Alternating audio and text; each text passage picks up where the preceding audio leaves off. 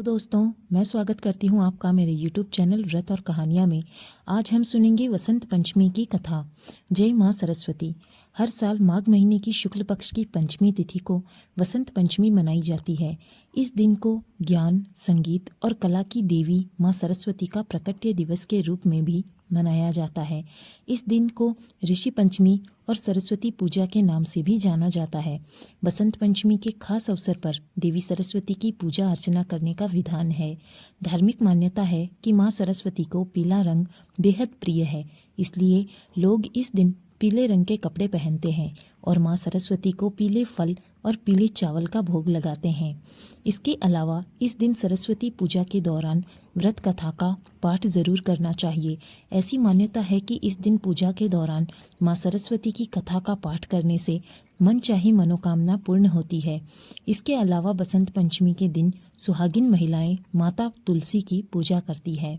मान्यता है कि इस दिन जो महिलाएं अपने पति की लंबी आयु की कामना कर धोबी से सुहाग लेती है, वो उनका यह व्रत सफल हो जाता है और उन्हें देवी सरस्वती के साथ साथ तुलसी महारानी का शुभ आशीर्वाद भी प्राप्त होता है।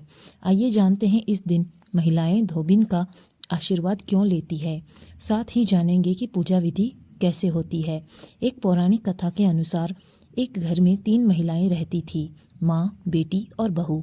अक्सर एक साधु उनके घर भिक्षा लेने आया करता था। साधु बहू को दूधो नहाओ पूतो फलो का आशीर्वाद देता था, तो वहीं बेटी को धर्म बढ़े गंगा स्नान का। माँ साधु के आशीर्वाद पर ध्यान दे रही थी और एक दिन साधु से पूछ लिया कि आप मेरी बेटी को ऐसा आशीर्वाद क्यों देते हो। तो इस पर साधु ने बताया कि तुम्हारी बेटी का सुहाग खंडित है। माँ ने साधु से उपाय पूछा तो उन्होंने बताया कि अगर तुम्हारी बेटी किसी धोबिन की सेवा करे या फिर उसके गधे बांधने वाले स्थान की साफ सफाई करे तो उसकी समस्या का समाधान हो सकता है। ऐसे में बेटी एक धोबिन के यहाँ गई और उन्हें सारी बात सच सच बता दी।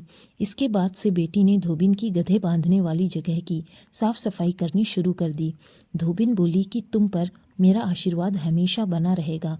जब भी तुम्हारा विवाह हो तो मुझे ज़रूर बुलाना। कुछ दिनों बाद जब लड़की का विवाह हुआ तब धोबिन का पति बहुत बीमार था, लेकिन लड़की के विवाह का निमंत्रण पाते ही वह आशीर्वाद देने पहुंच गई। विवाह में फेरों के समय धोबिन ने अपने मांग से सिंदूर लेकर लड़की की मांग में भर दिया और अखंड सौभाग्यवती होने का आशीर्वाद दिया। विवाह से जब धोबिन घर लौटी तब उसने देखा कि उसके पति की मृत्यु हो गई है।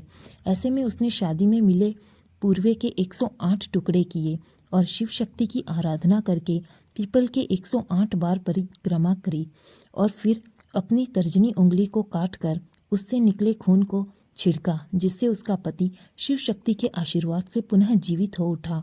तब से यह परंपरा चली आ रही है कि यदि कोई कन्या शादी की सुबह या वसंत पंचमी के दिन धोबी से सुहागिन लेती है तो उसे अखंड सौभाग्यवती होने का आशीर्वाद प्राप्त होता है। बसंत पंचमी के दिन सुबह सूर्योदय से पहले उठकर स्नान आदि करके स्वच्छ और पीले वस्त्र धारण करें। इसके बाद विधि विधान से माँ सरस्वती और माता तुलसी की पूजा करें। पूजा में माता तुलसी को पीले रंग की चूड़ियाँ, पीले वस्त्र, पीला सिंदूर और सुहाग का सामान अर्पित करें और देवी तुलसी को पीले रंग का भोग लगाएं। पति की लंबी आयु और अच्छे जीवन की कामना करें। इसके अलावा किसी धूपिन से आशीर्वाद ज़रूर लें, इससे पति की आयु बढ़ती है। आपको यह जानकारी कैसी लगी कृपया कमेंट में ज़रूर बताएं। जय माँ तुलसी कमेंट में ज़रूर लिखें। वीडियो को लाइक करें और शेयर करें और हमारे चैनल को सब्सक्राइब करें। Thank you friends.